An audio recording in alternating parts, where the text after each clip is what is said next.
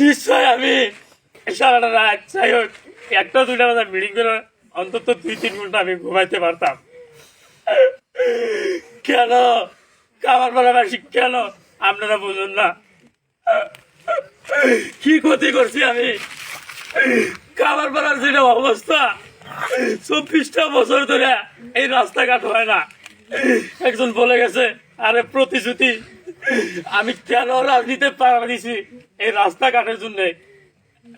অন্তত আপনারা জানেন আমি সবেরই চিন্তা করবো। আমার 3 নম্বর ওয়ার্ডের যেটা অবস্থা, বাঘের চর, বিলপাড়া, কালাইখেতি, কামারপাড়া যে ওয়ার্ড ফেলাইছে কি ভালো করে আমরা বাইক নিয়ে যাইতে পারি না, এটা যাইতে লাগে।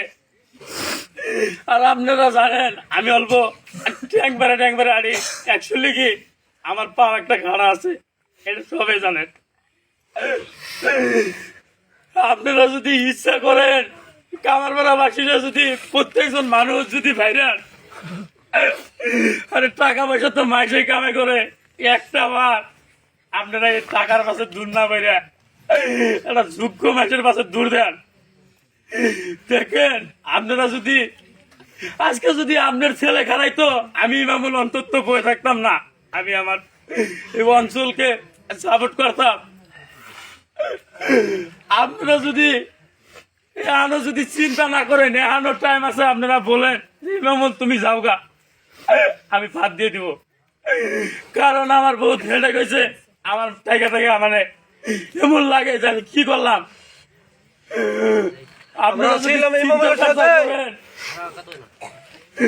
আপনারা যদি চিন্তা চর্চা করেন যে আমারই ছেলে আমারই ভাই রাজনীতিতে বাড়া দিছে, আপনারা প্রত্যেকজন মানুষ একটা কথা কইছে কিতাবে যে দেশত কই মামা ডাঙর নহয়।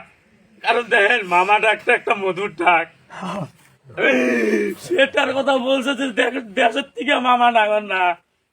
তাহলে আপনারা কামারপাড়াবাসী যদি এই কথা যদি না ভাবেন কি হবো, দেশটা বন্ধ হয়ে যাবে একদম। আজকের ডেটেও প্রত্যেকজন ফুলাহানের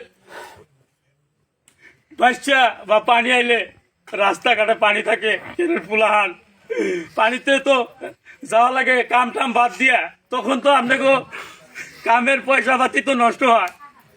আমাকে একবার দিয়ে দেখেন আমি কাম করতে পারি না নাই। আপনারা যদি আমারে সবে যদি কন যে এই মামুল তুমি কাম করো না কে, নিশ্চয় আমি বোধহয় কাম করবো। আর আপনারা তো বলতে পারবেন, আর আমিও তো এই রাস্তা দিয়ে হাঁটবো, আমি কি এন থেকে যাবো? আমার কি এমন সমর্থন আছে আমি এই রাস্তা দিয়ে চলাচলি করবো? আর একটা বার যদি এই রাজনীতিতে আমি হারি, আপনারা তো জানেন আমি জিন্দা লাশ হয়ে যাব। কি জানি এই কামারপাড়া আমার থাকার মতন জায়গা থাকবো না, কারণ আমার বাবা নাই।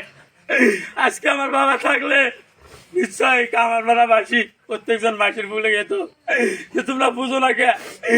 এই বুঝটা যদি প্রত্যেকজন আমার বাবার মতন কাম করে, নিশ্চয় একেরই একটা উপকার হবো। কারণ কেন কেন মানুষ দেখেন আমার নিকে যেরকম ছাড়তাছে, আমি বুক ফাটিয়ে দেখারতাছি না। যদি বুক ফাটিয়ে দেখারতাম নিশ্চয় আমি দেখারতাম, কিন্তু আমার ওইরকম টাকা পয়সা নাই, সমর্থনও নাই, আপনারা জানেন। আর ইতিমধ্যে সরকারের ঘোষণা দিছে যে বেশি পার্সেন্ট ভোট পাইব তাকে প্রেসিডেন্ট দিব। তাহলে আপনারা এই গোল্ডেন চান্স কেন হারাইবে? আমি কি আপনাকে কোনো ক্ষতি করছি? মানুষ মাত্র ভুল হইতে